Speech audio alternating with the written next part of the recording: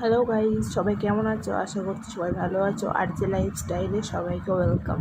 So দেখো, সবে ঘুম থেকে উঠেছি আর ভাই এসে এমন চিল্লাচ্ছে যে আমার মাথা ফাতা সব ব্যথা করছে। দেখো কীভাবে হাঁ করে বসে আছে, যে ক্যামেরাটা ঘুরিয়েছে সেই মুখটা বন্ধ করে নিল।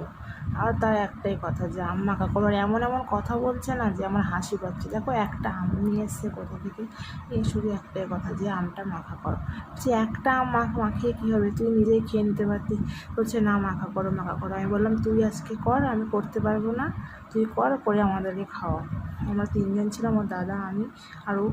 তো দেখো আমটা নিজে নিজে ধুচ্ছে, নিজে নিজেই আবার কাটছে, সব কিছু করছে, নিজেই আবার ছাড়াচ্ছে। বললাম তুই করে আমাকে খাওয়া, প্রায় তো আমরাই খাওয়াই তোকে করে। তো ছাড়াচ্ছে।